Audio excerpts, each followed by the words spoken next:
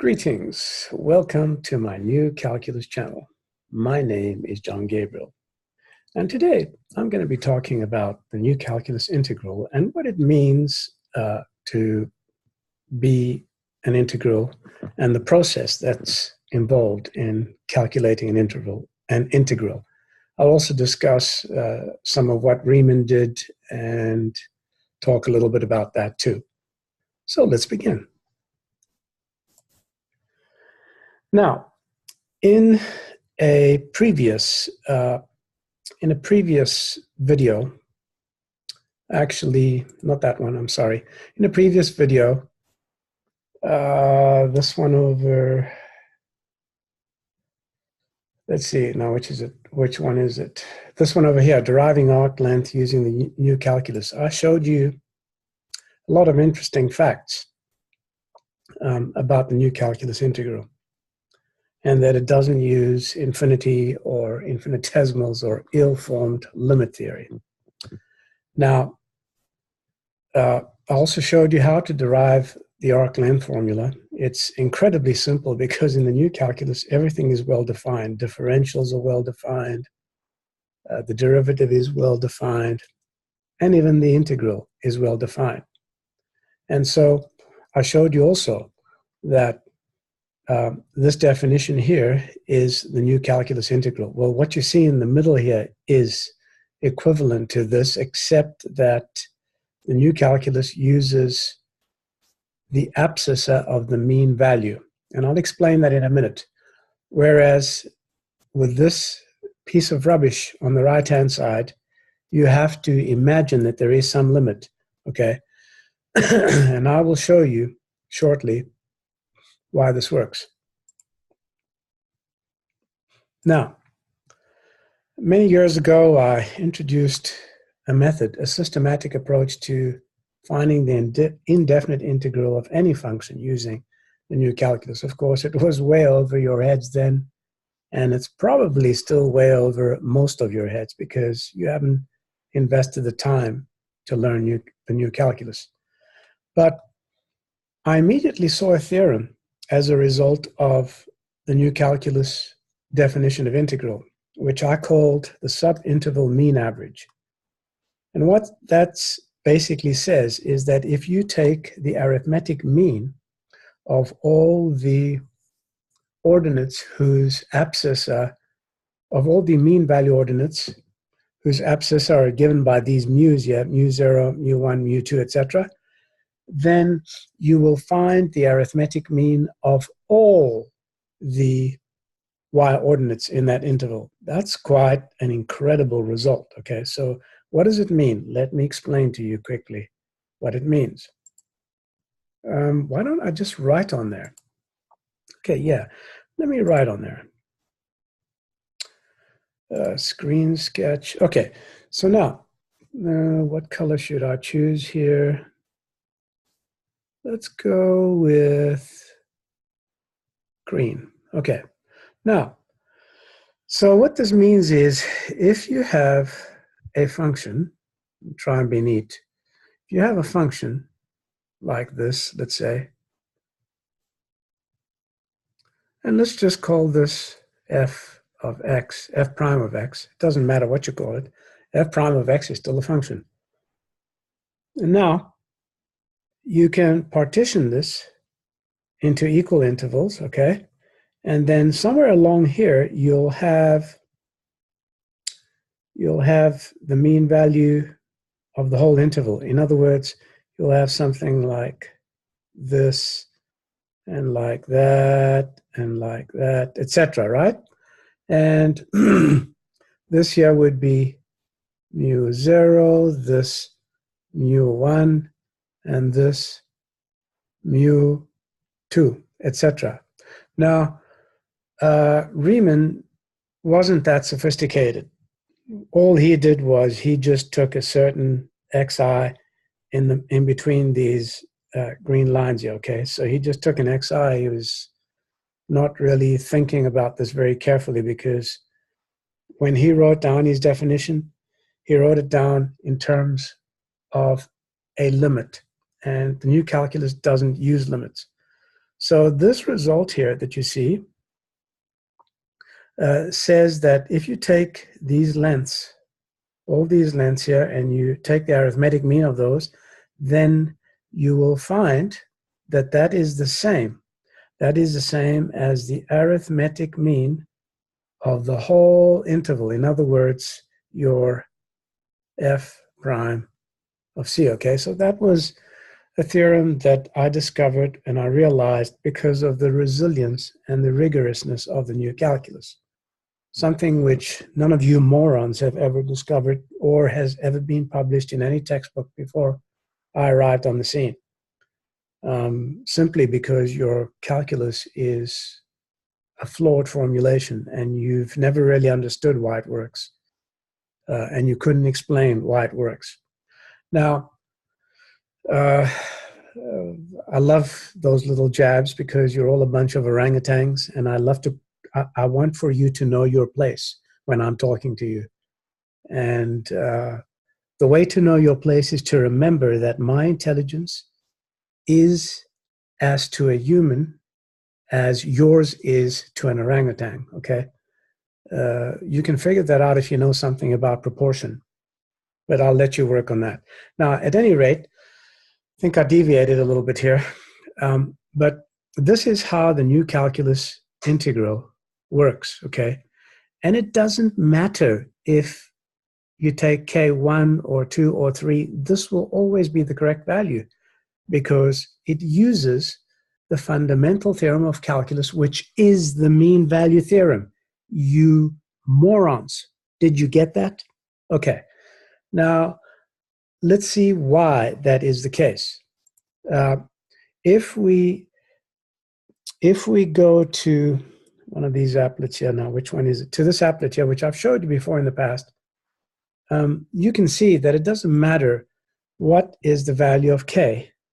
The area is always calculated as 8.704. This sum here without multiplying by 1 over k is the arithmetic mean. In other words, that vertical line length, which is the arithmetic mean of all the y-ordinate lengths in this interval, okay? So it doesn't matter where it is. It will always be the case that that is the arithmetic mean. Now,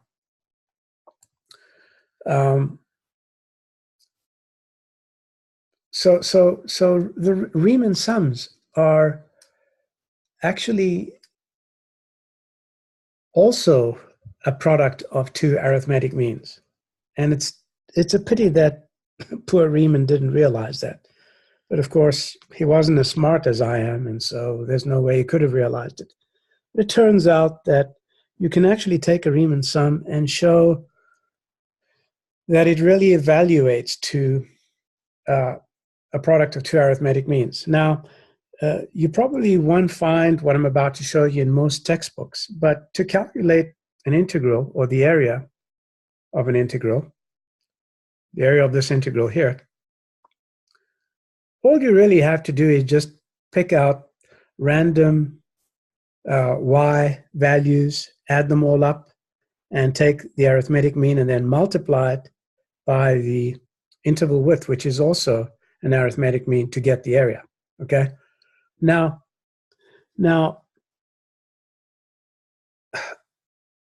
bear in mind that when you do this, you must be considering an area entirely above the x-axis or entirely below the x-axis, because if you calculate areas below the x-axis, the arithmetic mean here will be negative, right? So you don't want to be considering a curve this area like that in one integral, okay? You have to split the integral up to get the size of this entire area. Otherwise, you're not going to get the correct area. And so now, if you just had to randomly divide this into equal partitions like that and just sum up these line lengths here, and each time keep increasing the sum, you'll get closer and closer to the area that is bounded by the curve, these lines, and the x-axis. Okay, so And this is actually natural integration. You're still finding the arithmetic mean of two. You're still finding the product of two arithmetic means to get the area, or in the case of a volume 3 or a hypervolume, more. But we're not going to discuss that right now because you barely understand this. Now, there is no such thing as a net change theorem. So if you go to this site here and you, for example, look at the morons here at the University of Texas, I think it is, or I don't know what UT stands for. I think it's University of Texas. They say the net change theorem says that actually calculus has nothing to do with change unless there is a time differential. And in this case here, this here isn't the net change theorem. It's the fundamental theorem of calculus. All that the morons have done is they've just written it down differently, pulling the wool over your eyes, okay? Let me show you why. Because normally the fundamental theorem of calculus is written as f of b minus f of a is equal to the integral from a to b of f prime of x dx. Now this is exactly the same as this. And let me tell you, this is not the net change theorem. This here is the fundamental theorem of calculus, which is derived in one step from the mean value theorem, right? The mean value theorem says f of b minus f of a over b minus a is equal to f prime of c, where c lies between b and a, right? So what you have here really is just total rubbish, and there is no such thing as net change. And if you do this without regard to considering whether the curve lies below or above the area, you're going to get some nonsense. It's just going to be a product of two arithmetic means, which doesn't represent any area or anything in particular. In other words, nonsense, as I'm telling you, okay? Now, let's just close that. And so I've shown you that you can take this theorem here, which is true even in the standard calculus, and you'll see that the new calculus integral is based on this directly. See, this here is exactly this part here multiplied by this part here, okay? This multiplied by this gives you the new calculus integral. It's really just a product of two arithmetic means, because that's what area is well defined as. It's well defined as the product of two arithmetic means. And when you're looking at the area under a curve, like you're doing over here in this diagram here, just click on there. So the arithmetic mean of all the vertical line lengths in here is possible because of a telescoping sum, and I've actually proved it to you. I was the first to prove it in human history using a constructive proof of the mean value. But you can actually add up all these ordinates and find their arithmetic mean. It's just, in fact, it's just equal to, if this is a and b on this side here, let me just write that down. If this is a and this is b, it's actually just equal to the integral from a to b.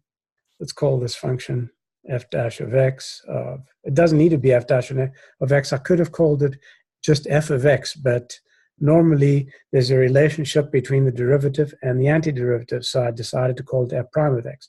But this times 1 over b minus a is the arithmetic mean, okay? That's the arithmetic mean. So there's some ordinate in here which is the arithmetic mean of all these lines.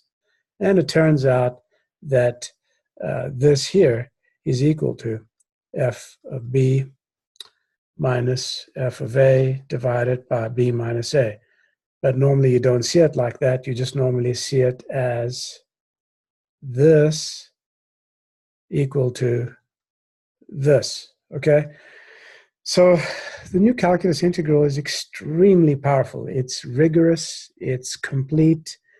I also mentioned in a previous video that when you do indefinite integration in the new calculus, it can always be done in a closed form. using the Gabriel polynomial. And that is just way too advanced for you. Even the best of you need a lot of time to understand that. But I've written articles, and it's not as if I've abandoned you. You can go to those articles and read them and understand how to use it. It surpasses the Taylor polynomial and Taylor series, which are actually primitive and, in fact, not as accurate as the Gabriel polynomial. The Gabriel polynomial is a closed form polynomial, and it uses the facts that I've just been describing to you in the new calculus. So I don't think there's anything else that I really wanted to say in this video, but I'll be trying to clarify these things more and more for you in the near future. Of course, you could always go to my website and read the abstracts, which, if you already have knowledge of calculus, then you could get through these abstracts reasonably fast. There's New Calculus Abstract 1, this one here, and New Calculus Abstract Part 2 and Part 1. The Part 1 describes differentiation in the New Calculus, and Part 2 integration. So I will be focusing on integration from now on, because I've already established that the New Calculus derivative is well-formed knowledge. And in my last video, I think it was this one here, general proof, I showed you finally that if you had understood Euclid's elements and bothered to study them, you would have noticed that the New Calculus derivative is supported by the theorem in Book 5 and Proposition 12, which incidentally is the proposition that deals with all your arithmetic and all your theory of fractions in mathematics. And I was the first to reveal this in human history again. So I don't know if these videos will be around after I'm gone, but I'm hoping there will be, and you'd be smart if you downloaded every single one of these and made sure that bastards like Professor Gilbert Strang and all those morons who are my enemies in the mainstream don't shut down the site, and then you won't have access to it any longer. I also recommend that you download all these articles and you store them safely somewhere so that none of the damn morons in the mainstream can come along in the future and tell you that they discovered it.